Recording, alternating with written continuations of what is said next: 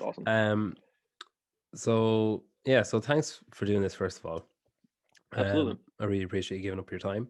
Um, we got in touch. You were making coffee one day on your hmm Instagram story, and I dropped you a message. Are you a big coffee drinker?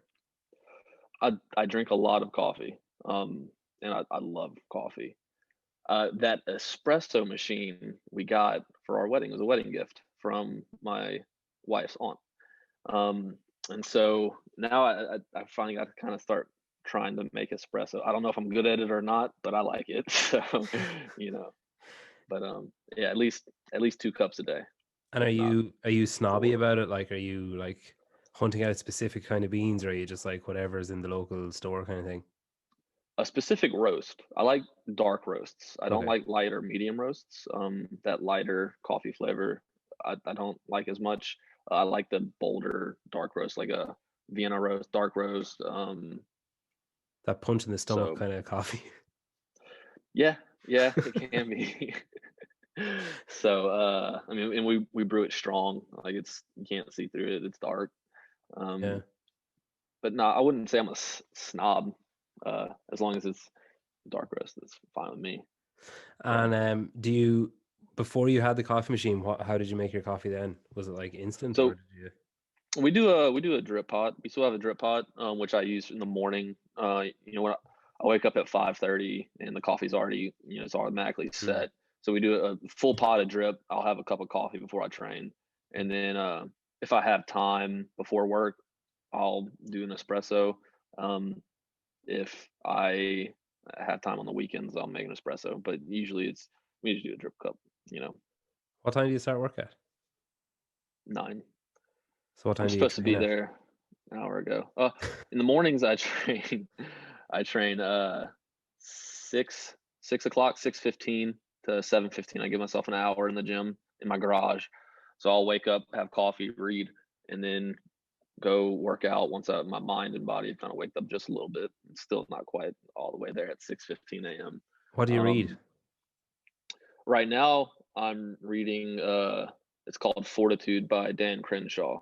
Oh, I've seen it. Yeah. Um, Yeah, so my dad got me that book. It's a signed book by Dan Crenshaw. So I've been reading that. It's a good book on mindset, and keeping calm and like keeping your mental state hard and strong.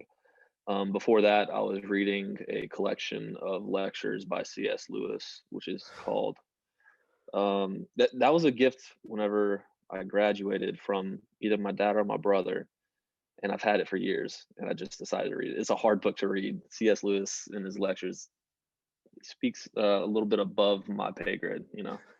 But it was a good book. Reading lecture notes is above my pay grade. So Yeah, you got me.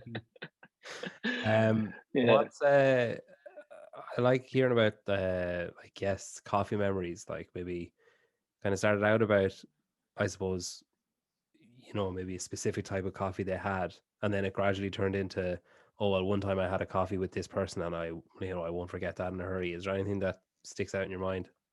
Man, I have a lot of coffee memories. I started drinking coffee back in high school whenever I was wrestling. I cut a lot of weight whenever I was a sophomore. Like I was 5'11" and 132 pounds. And coffee would help me maintain energy levels and help suppress my appetite. So that's when I It's started drinking healthy. coffee. Yeah, yeah, really. I mean, it's just like kind of the same idea of intermittent fasting. They'll Yeah. drink black coffee to kind of suppress that appetite and keep their energy up and kind of keep alert. So I was kind of doing that in high school. And my parents, I think I got into the dark roast. My parents always drank dark roast, but they ordered it espresso ground, so very fine ground beans, but they would do it in a drip, and it was like drinking like jet fuel. Like you get the jitters because it's pretty caffeine heavy, just not because of the roast, because the dark roast actually has less caffeine than the lighter Yeah. roast or the medium roast, but it was so finely ground, it was just concentrated. Hmm. Um, but I mean, I used to have coffee with friends all the time, mentors, back in undergrad and college, and just good conversation. every time we get to go home to family, everyone wakes up early, like 6:30, and we all go straight to the coffee pot, pour a cup of coffee, and sit in the living room and just hang out and talk and get the day started pretty slowly together. And those are very fond memories because I don't. The whole family moved out of the away from home. My brother and sister and their spouses live in Alabama, um, and then me and my wife live in Oklahoma, and so we're all kind of spread out now. And so we all take a little bit of extra time whenever we go home to have coffee together in the morning, which is very special to us. And chat about Yeah. the latest lecture notes that you've read and whatnot. Man, the conversation, it goes 1,000 different ways. You've been on a few podcasts, so you're on the Misfits one, Yes, sir. and another couple as well. Like, do you find it strange talking about yourself, or is that something that you're like just totally comfortable doing? It's to think about it's weird, but I don't mind talking about what I do. I don't know. I hope people find it interesting, Yeah. but I think I'm a pretty normal dude for the most part. You know, Do you listen to a lot of podcasts? it's because we live in Oklahoma, and when we go visit, we drive. It's 10 hours to get back to my parents' house, and so instead of just listening to music the whole way, I started listening to podcasts. And I think the easiest one for me to listen to was actually like Joe Rogan's, because there's so many different topics, so many different people. You can listen to whatever, and he does a pretty good job of driving this podcast through. He just asks questions and listens, and it's cool to hear all these people's thoughts on whatever it might be. And so I usually like listening to the fighters or the athletes.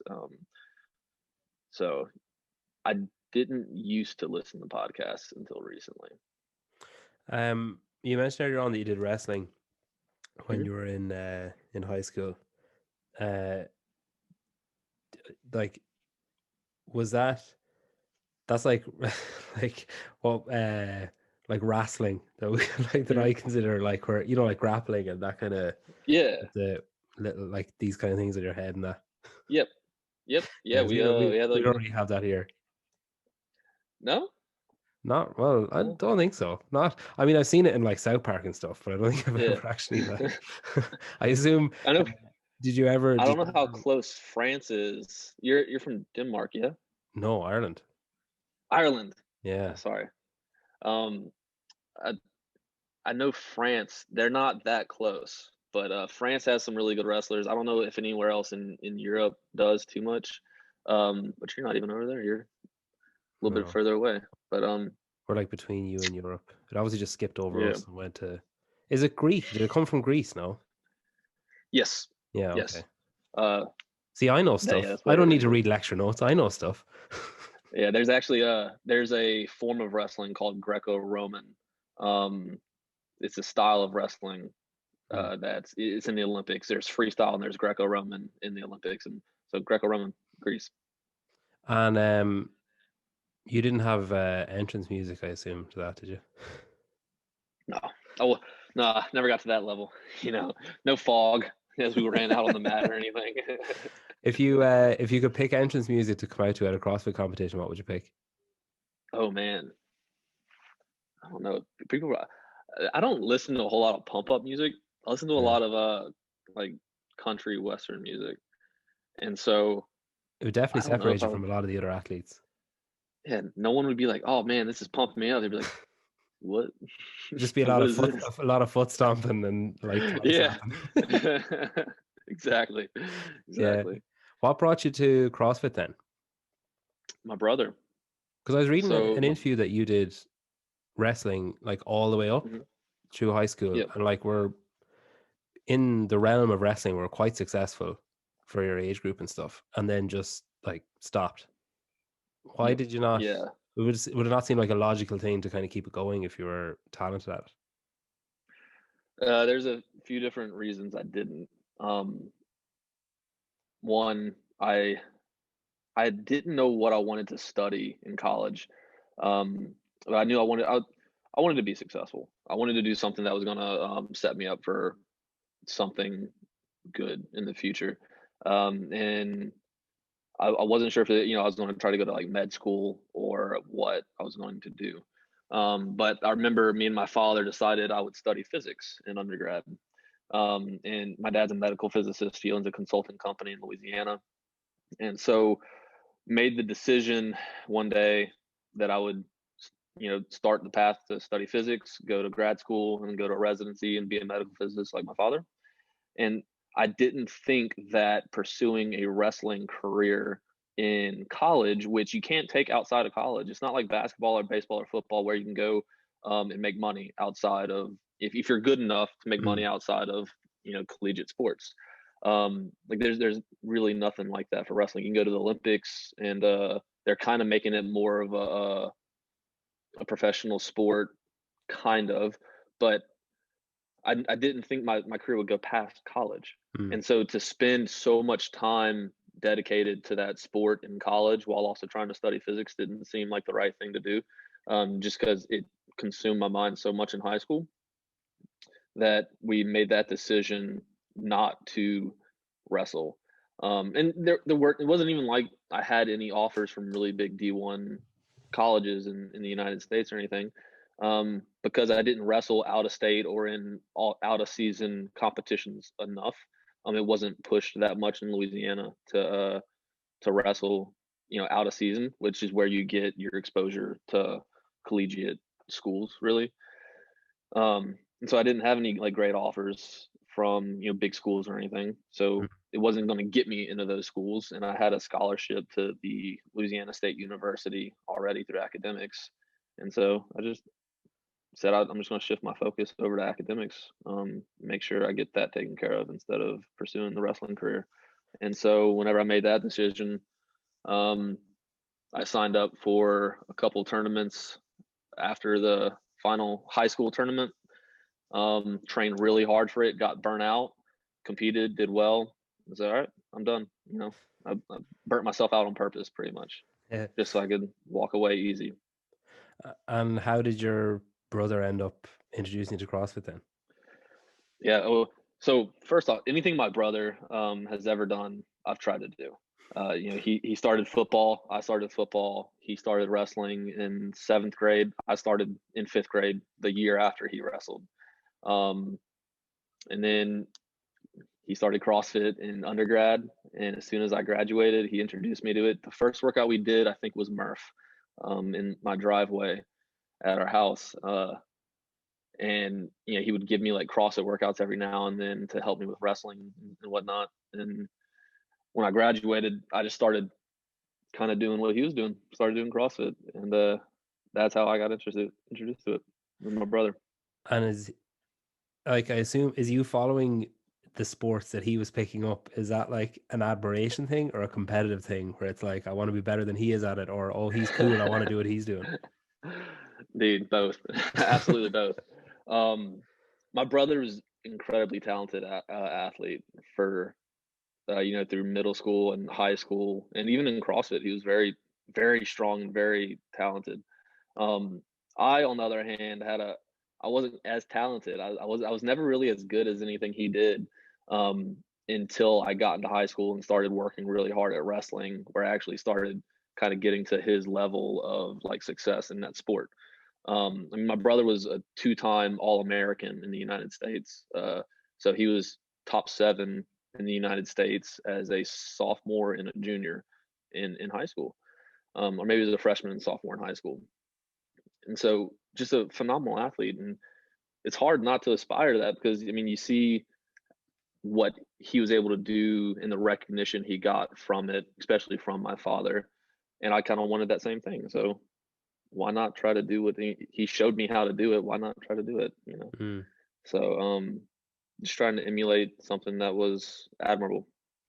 Do you think he has any regrets over introducing you to CrossFit because you've like obviously eclipsed him a bit? I don't think he has a single regret. No. Um, he's been a really good role model. He was my best man in a wedding. I was the best man in his. We're good buddies. And so there there's that competitive. He finally, I think he accepted that I'll be fitter than him for a while. And he used to just toss me around, like, because when we both wrestled, he used to toss me around like a rag doll when I was a kid, and he'd pin me down, and we'd kind of beat the crap out of each other. And it's a little bit harder for him to do that now. And he's still bigger than I am, but yeah, there's no regrets. I think he's proud of me. Can you I think. can you can you remember like a moment where you thought that a career or like being competitive in CrossFit was a reality? That when I think the first time I qualified for regionals. Because that year I just wanted to qualify. Hmm. I didn't really know if I was very good, but I thought I was good enough to qualify, and that was the goal then. I was 23, 22 or 23. It was 2017. Um, and I just went and competed and ended up placing 7th in the top 5, went to the games. Hmm. And there were a couple workouts where I did terribly, and I figured if I could just kind of fix a few things here and there, I could be in contention to qualify for the games. In 2018, that's what we did. Uh, and so I don't know if it was ever my intention to be this competitive at the sport, but kind of worked out that way. And I was lucky enough to be introduced to a few people over at Misfit, Alexis Johnson and Travis Williams, who kind of showed me how to be competitive in the sport. Because there's a lot of things you got to do to get that next edge, so to speak. Um, and they kind of showed me how to do that. Just a lot of work in and outside of the gym, What kind of stuff outside the gym? Like, eating properly, yeah. sleeping a lot. That was huge. Um, kind of controlling your life outside to benefit yourself inside. Um, But you that know, must have you, been hard though, because like if you're balancing studying, like academics is obviously important to you and it's important to your mhm, family and that. And especially you mentioned there that you're kind of that recognition from your dad is something that you guys liked, I guess, or you saw your brother getting and you mhm, liked. And then if you're following in his footsteps career wise, I assume it's you don't want to get distracted from study by sport. And then mhm. especially if you gave up wrestling because there probably wasn't a long career in it or a lucrative career in it. Yeah, The same could be said about CrossFit for like 98.5% of CrossFitters, I guess. So, yeah. were the sacrifices that you had to make then when you were in college and when you were doing your undergrad and stuff? And if you did have to make sacrifices, were they weighted more heavily towards one or the other? Like, did you ever, do you, like in hindsight, do you Yeah. think you sacrificed one over the other? I didn't sacrifice school, certainly. I didn't get really competitive at CrossFit until I was in graduate school, Hmm. studying medical physics for 2 years in Houston, Texas. Um, and so I still tell myself that CrossFit will never take precedence over career now and school then. And so, I'd miss training to study, especially in grad school. I was There was a period of time where going into the 2018 games, I was studying for 4 summer final exams, a board exam for American Board of Radiology, and preparing for the CrossFit Games. That was incredibly hard. And I took my final exams right before the CrossFit Games, went and competed at the CrossFit Games, and a week later took my board exams. Um, and I failed half the board exams because I was spread pretty thin at that time. And I promised myself I wouldn't let school slip because of CrossFit. And as soon as I failed, I quit CrossFit that year. Um, just said, put it on hold. And then whenever I got into residency and moved to Oklahoma, I came back into it. Just because I needed to focus on that final year of grad school and finishing my master's and getting matching with a residency, because that's what was going to matter whenever whenever I'm not competitive anymore. And CrossFit still is, to me, I call a hobby. It's not the most important thing in my life at all. certainly my family and my wife and residency and work come prior. They come before what I do in CrossFit, and so I try to keep to that as much as possible. And so, if anything, if there's any sacrifice, it's going to be in CrossFit and not what's more important to me. So, In that year when you weren't competing and you like, I assume you still trained, you still like dipped in and out, I guess, maybe mhm, not as intensively or whatever. Was it yeah. hard in those training sessions, or when you were maybe just like throwing down with someone or just training on your own? Was it hard to kind of give yourself a kick to get going? Like, was it ever kind of like, oh, what's the point of not doing anything for another like 8, 9 months? No, it really wasn't. I just kind of did whatever I wanted, you know. Right in training CrossFit, you got to do the stuff you don't like a lot because that's the stuff you're bad at, and that's what's going to give you the most improvement over that year. During that year where I was taking a break, I did a lot of running because I enjoy running, and I wanted to get better at it. I did a lot of road biking, and then just a lot of metcons. I didn't really lift very much anymore. I didn't Olympic lift or squat a whole lot, and so I just kind of did things that I enjoy doing to keep me fit and have fun in the gym. Did a lot of class workouts because that big part of community is what makes it fun. Hmm. And so there was never any kind of issue with me because I never tried to turn it on. I never tried to flip a switch or so I was just enjoying the day to day of being in shape. Huh. You've um you've done team and you've done individual, and Yes, sir. you qualified for individual, let's say most recently finished in 13th, and then you qualified as part of a team as well in Argentina. Yes, Do sir. you find major differences competing in individual as opposed to team, other than the fact that there's three other people with you, as in like physically and mentally, is there a big difference? Oh yeah, absolutely.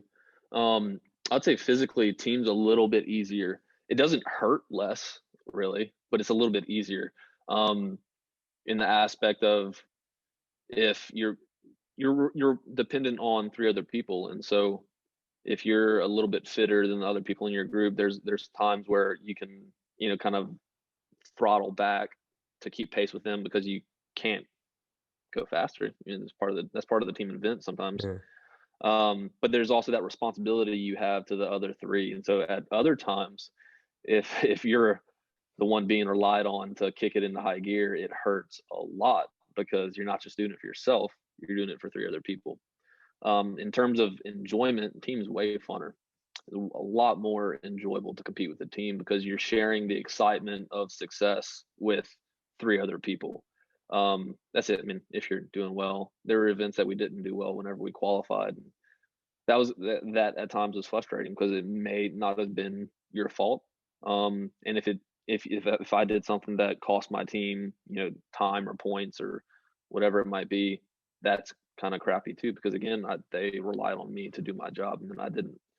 So it's a little bit of a different dynamic in individual competing. There's a lot of pride in it because you kind of do all of the work in terms of competing, not necessarily in preparation because there's a lot of people who help me in preparing, but whenever I compete, that's my job, and so there's a lot of pride in it. If you do well, it's because you did well, but there's not a lot of excitement in it, in my opinion.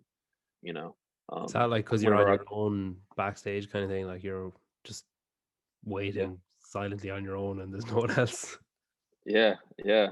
Um, I would say the excitement and joy is amplified by the number of team members you have in competing, and it's equally divided whenever you're competing individually.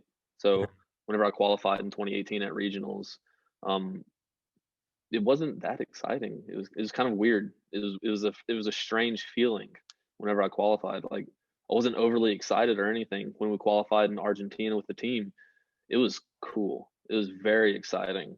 Um, and then qualifying an individual in 2020 or 2019 was weird.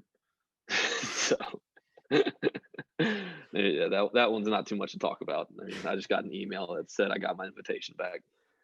It's just like checking your spam and realizing you've qualified. Yeah, Yeah. I mean, Um, it was cool because all the team had gotten canceled, and I was like, man, I qualified twice, and I'm not going to get to go. And then I got the invite back. I was like, that was really cool. I was driving home to see my family with a buddy and my wife in the car, and we got pretty excited, but it was just weird. Going back to or 2018, when you're at the games and you've, I suppose, like reached the spectacle element of what you've worked towards and what you know, like narrowly missed out on a couple of times and stuff. Is it like anticlimactic then, or because I've talked to a lot of people who kind of a common thread seems to be like, oh, when I made it to the games, I kind of didn't really work when I was there. I just kind of was there and I did the workouts, and you know, I was kind of happy to be there. And then afterwards, I kind of had regrets where it was like, oh shit, maybe I should have pushed harder than I did, and Yeah, maybe I shouldn't have let the fact that, you know, the guy beside me has been there for the last 4 years maybe put me off a little bit, put me off my game. Were they? Is it those kind of feelings that you suffered, or was it just like, you know, maybe it's not all it's cracked up to be? man. I had a sad story. I did not compete well in my mind in 2018. I was just incredibly unprepared. I was not ready for what they put us through mentally, and even in another sense, physically. Uh, I just felt like I was on a field with men, and I was just a little boy out there, Mm, you know. Um, and so there was a lot that I just didn't know going in. And looking back on that, it was like competing at the games was not fun in 2018. It wasn't fun to me because I was just disappointed continuously in myself, and I think part of that was not being prepared for a better mindset in it, not being prepared in how to prepare for each event, how to recover after the events because that plays a huge role. Not eating enough, like I just did everything wrong, and so it was a good experience because if I make it back again, then I'll know better. But yeah, I didn't have that much fun competing. I'm proud of it, but I wouldn't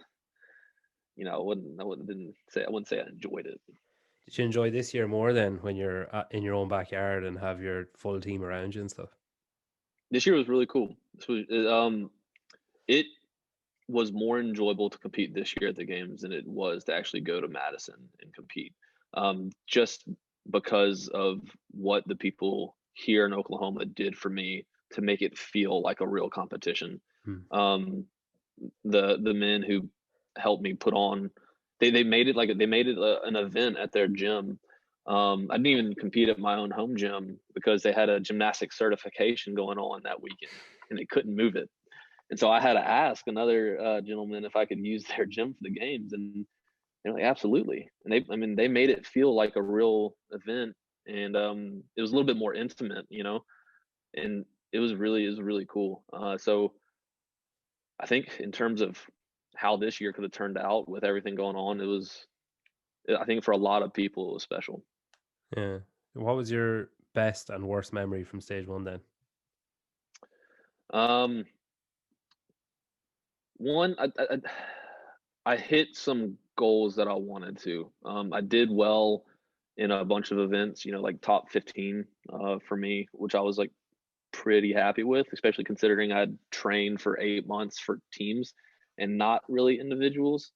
And so when you train for teams, you don't work too much on your weaknesses because they don't get brought into the light as much as Mm. they would an individual. And that's not, I mean, I'm fine with that. But the best memories is finishing those workouts and having friends and family right there by you. The worst memory is going event in the top 20, which was the last payout spot, and then dropping three places after the last event. But not too many memories at all from 2020 stage one. Yeah, I read an interview that you gave after the reasons in 2018. You said you'd love to go to the Romans and do the trail runs, if there was going to be a repeat of a games event that year. I mean, you had to wait a couple of years, but you got your wish in kind of a weird way. How did you end up Yeah. doing the demo team or the test team? I have no idea. I got an email and they asked me if I would want to come out there. Like, I can't imagine passing that up, Yeah. especially because they said it's going to be the hardest games in history. And I was like, I want to see how hard that is. And then I got through the trail one twice, so that was fun. I mean, you So asked for yeah, it. I guess I got my wish. I got it. Yeah. That experience was really cool going to test out the events. It was just that was a special weekend to get to go do that. Did And you ever yeah, get an it was explanation? hard. Because I was curious, like, they obviously go through the people who didn't qualify, and they obviously pick people. I mean, I assume they pick people that they know they can trust, or that they know that they can show stuff to and say stuff to, and they're not going to pick someone who appears to be a blabbermouth, because that'd be pretty Yeah, counter. But like, do I they ever, imagine. when you're Yeah, there, do they ever say to you, the reason we picked you guys is this, or is it just like, right, you're here, let's get going? not a word. So weird, Nothing. isn't I mean, Dave Castro didn't even know who I was. Like, no clue. So I know he didn't pick him. it? I don't know who. I don't know who picks us. Maybe you just So got the I wrong kind of.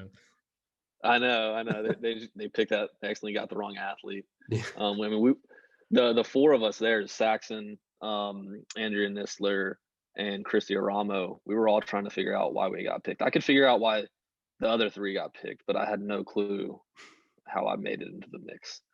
But I was, yeah, not too many complaints. I was happy to be there. So what? They got the wrong email. I'll show up.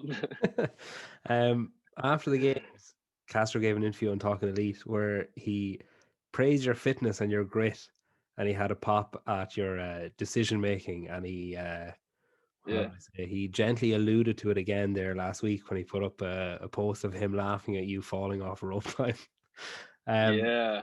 I was curious about the weekend itself when you were testing the workouts. Was it like, you know, a games scenario where he was like, here's the whiteboard, here's the workout, you've an hour to warm up or 20 minutes to warm up and blah blah, and then they just looked at your data? Or was there conversations? Was it like, how did you find that workout? Oh, well, I found this part easy and this part hard. Okay. Or like, was it really just like Both. mice in a maze kind of thing, or was there more interaction than that? It was both. He would take us about an hour before the event and tell us the event. Um, and we wouldn't get any other information other than what it was. And he'd say, get warm. And so we'd warm up for about an hour or whatever. Then either me and Saxon would go or Christy and Andrea would go. Um, so it was exactly like you said. We didn't get a whole lot of, we didn't get a day to prepare for anything. We didn't know what was coming the next day or, that afternoon or whatever.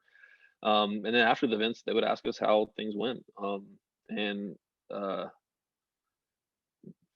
ask for our feedback. So yeah, you're right on both fronts of that. Um, but yeah, I wasn't prepared for that weekend. That's for sure. I uh, I had I had kind of gotten. It's not an excuse. I should have been more fit, but I had let work kind of take a back seat for the 2 weeks going into the games. Mm. Just kind of pushed everything back to the back half of that month. Um, Competed, and then needed to focus on work. And so I trained like 30 minutes a day uh, in preparation for aromas to go in a test. And so I wasn't in tip top shape already. It was only 2 weeks after the games, and I'd already slacked off a little bit there trying to take care of work back at in residency, just make sure I had that covered. But Saxton's just a really fit individual and kind of whooped my butt all weekend. It was embarrassing.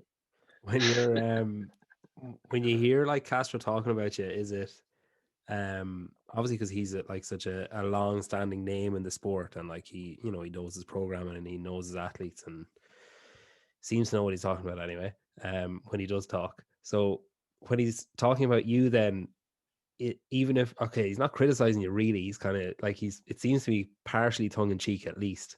Yeah. Is it like, oh cool, Castro knows who I am and he respects my fitness, or is it like, Jesus, why couldn't he just not say that part about me, like almost winning so many of the workouts and then getting beat because of a decision? Man, that's fine with me. I don't.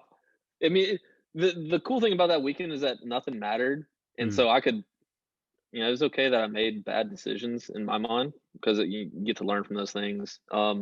And Saxon was just a smart kid about competing, very smart about competing. Would sit on my tail for some things, and then was just fit enough to just whoop me on it. Just pass me up whenever he kind of saw a chink in my armor or whatever it might be on that event.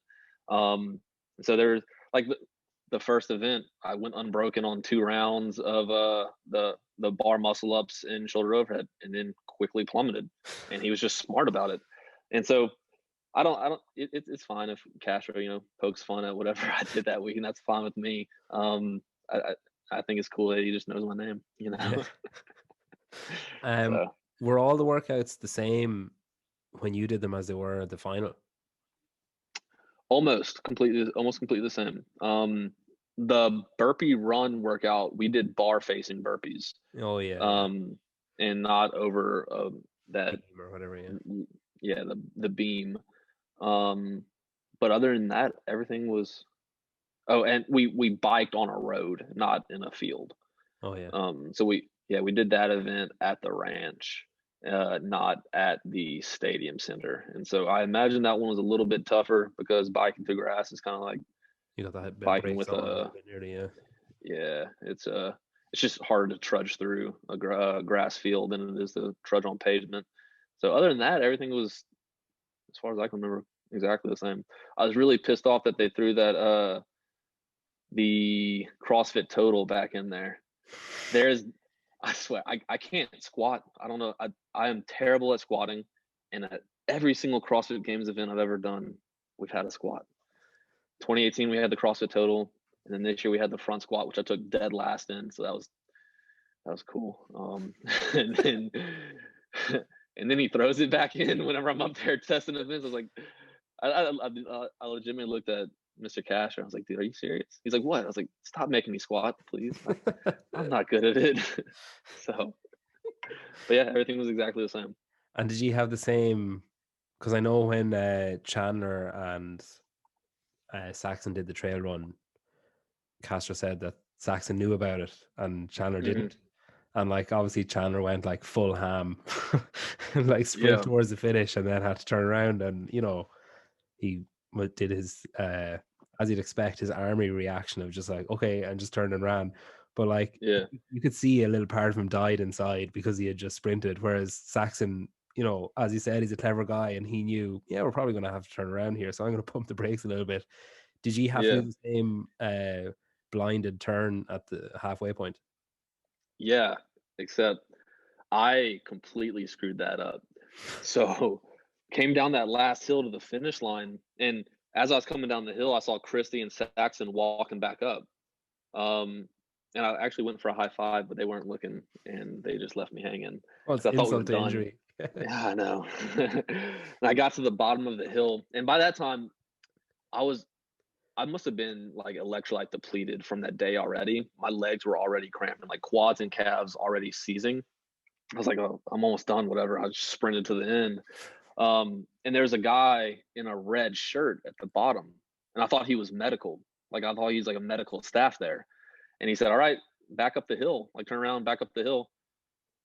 And I thought he was just telling us like cool down, like walk up, because I thought he could tell because I bent down and was grabbing my legs trying to get him to stop seizing. And I thought he was just telling me to like, get the blood pumping, like kind of flush him out, whatever, and go back up and like wait for the other athlete to come down and run, or the run, like we're meeting at the top of the hill or whatever. So like I stopped at the bottom, stopped my watch, and was like grabbing my legs, trying to work them out. And I like started walking back. I just walked to the hill, walked up the hill, would stop every 10 feet and turn around and be like, wow, that was a really cool run. Just like trying to get my legs to stop cramping because they were bad. And then Andrea Nisler comes running down. She's like, where's the finish line? I was like, it's right there. Or she said, where's the turnaround point? I was like, the finish line's right there. She's like, what? I was like, the finish line. You can see it. It's right there. She's like, where are we turning around? I was like, what are you talking about? She's like, where are we turning around? Like there was like all this confusion. And I just go, dude, the finish line's right there. You're done right there. And she's like, she's like throws her hands up and like runs down the hill, and I was like, that was weird. Like walk up, and then I was like, wait a second. Then the guy at the top, there's a guy watching that at the checkpoint. He's like, come on, Luckett, let's go. Like clapping his hands. I was like, started putting 3 and 2 together. I was like, are we not done yet? He goes, no, dude, you gotta go all the way back. I was like, oh my God. So I just started running again. That was pretty bad because I totally thought we were done. I was just taking my sweet time getting back up that hill. And I fought with cramps from like my entire lower half all the way back. I couldn't go down a hill without everything seizing up. By the time I finished that run, my legs were completely stiff. My groin, my butt cheeks, my hamstrings, my quads, and my calves were all completely locked up, to the point where I couldn't. By the time I finished, I was running completely stiff-legged at the end because I was completely depleted of potassium or electrolytes or whatever. I was done. Forrest Gump with the leg braces running after the bus or whatever. Oh man, that's a good analogy. That's a good visual for what I was doing. Yeah. Did you finish third or did you get passed out? I did finish third, but not by very much. Andrea made up a lot of ground on me on that way back. I'd say she was probably chasing you down to berate you for your stupidity on the hill. Where she was like, "How can you not understand what's happening here?" Oh man, yeah, probably. And I know that Castro and some of the guys were riding around on his like Polaris, 4-wheel drive off terrain vehicle or whatever. They had told me that I was catching Saxon on the way back. I don't think I was actually catching him. Yeah, that seems like a classic. Yeah, you almost he's just around that next turn. He's only 400 meters ahead of you. I think they said the same thing to Andrea though. She was only like maybe a minute behind me. She had made a lot of ground up on me on that second loop. Well, she could bend her knees, so that probably helped. Yeah, it helps. It certainly helps. Going up and down hills, bend your knees is good. But that's another thing I learned this year. Was that the hardest one of the weekend? No.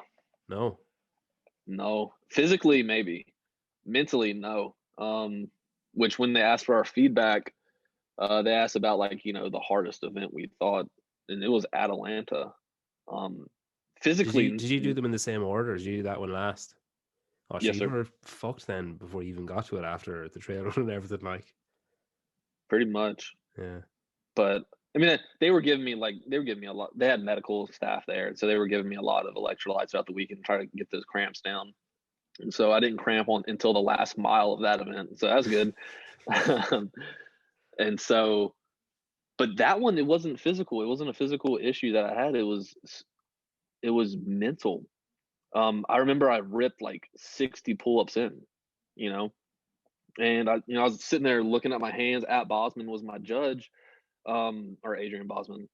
At Bosman is his Instagram handle or whatever. But yeah. And I was looking down my hands. He's like, "Man, you rip." I was like, "Yeah, man." I was like cussing. I was like whispering under my breath, just like pissed off that I had to do 300 pull-ups, and I thought it was, stupid and dangerous. And I was being a little baby about my hands ripping, how they were hurting.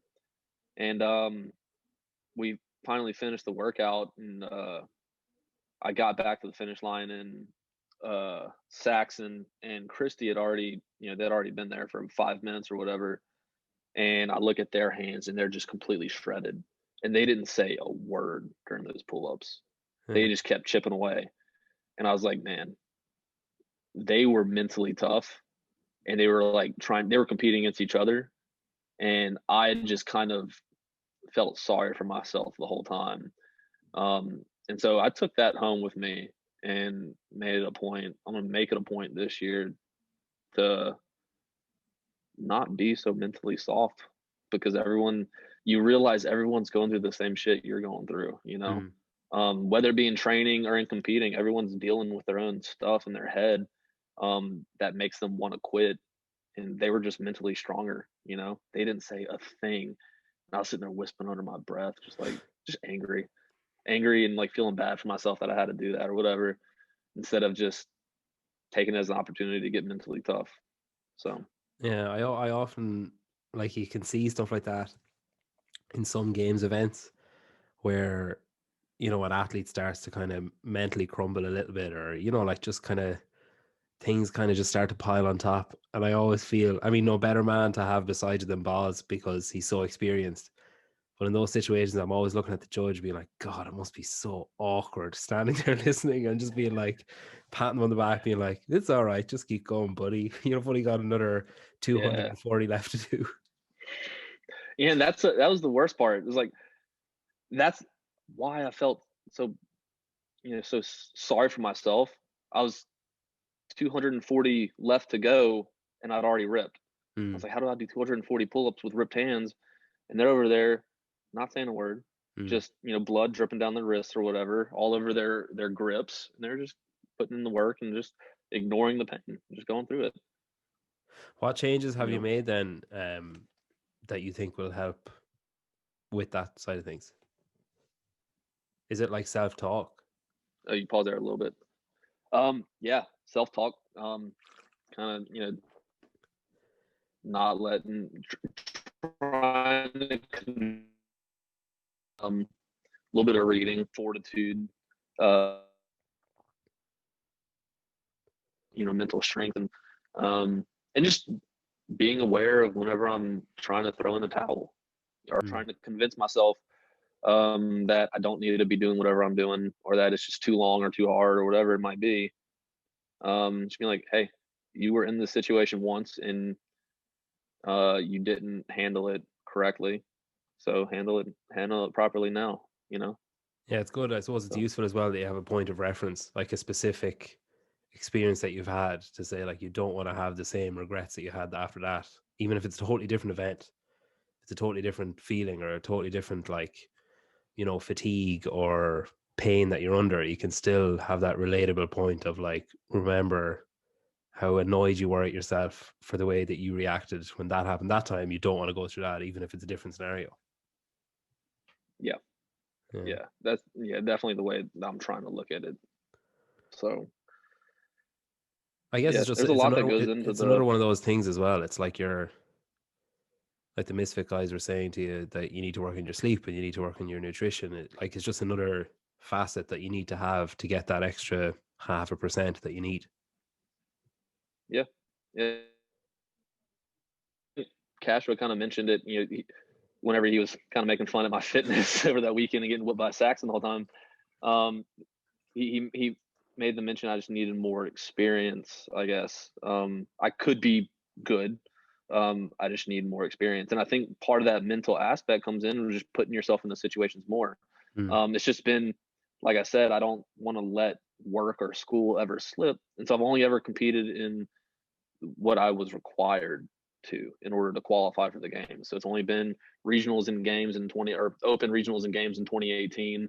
And then this year it was just that team competition and then the games. So I don't compete that much. And so one of the things I'd kind of made a plan on doing this year is competing in non-CrossFit events more, in order to just put myself through into that feeling in those positions more. Whether it be like a Spartan race or a Tough Mudder or triathlons or whatever it might be. Try to throw myself into those more and use that as part of not necessarily physical training, but mental training. Yeah, that's good. 2021 then, I assume all the attention at the minute is on the Open. Yeah. I had Noah on last week, and he was saying that he's already a little bit concerned that the Open might be pushed back, or that if people can't get to gyms, especially in America, like because so much of the CrossFit population live there, that like they might have to maybe push it back or change it. Is that kind of thing playing on your mind at all, or are you still aiming February, Well, ready for them? It is now.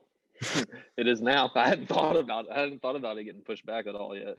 And so, but now it's just one of those things you'll have to deal with, and try to keep, as soon as they announce if it gets pushed back, then redirect training to get fit for that time, So I'll leave all that worrying to my coach. Yeah, sorry if I ruined the Open for you there by saying that. No, not at all. Thanks for letting me know. I appreciate it. Yeah, well, that's just one person's opinion. I don't know. I mean, like on the face of it, it makes sense, but we've got a vaccine now, so it's fine. Yeah. Okay, so we finished with a quick fire. Okay. So row or ski, Ski, bike or run, bike, gymnastics or cardio, cardio, snatch or clean. snatch. I had snatch or squat, but I changed it after what I said earlier on. Appreciate that. Espresso or filter, Filter, sanctional or regional. regional, Okay, finish on the podium like third or second as an individual, or win as a team. second or third. Really? Yeah. Yeah. You'd imagine though as well, you know, you're saying that the enjoyment of competing is quadrupled or, you know, tripled because there's extra people on your team. That the enjoyment, it's a funny one because like on paper the enjoyment of winning will be tripled as well. But then if you're taking pride in your performance as an individual, then surely nothing will come close to winning as an individual or coming second or third as an individual, you know? To be labeled second or third fittest person would be pretty cool. Yeah. So that's just a pride thing, though. I'm just a prideful individual, I guess. Yeah, well, listen, thanks very much for coming on, and wish you all the best for next year. Hopefully the Open doesn't get pushed back. Hopefully that's just wrongful conjecture. I think it's been really cool getting to chat to you. I think you're a pretty cool guy, and you're very genuine with what you're saying. You know, you're not pretending to be anyone you're not. You're just like, work comes first. CrossFit is a hobby, and we'll see where it takes me. But I think it's admirable not to get, I suppose, not to run away with yourself when you're good at something is it's an admirable trait to have. Thanks so much, Mr. White. I really appreciate you letting me come on your podcast. Cool. So, thank you.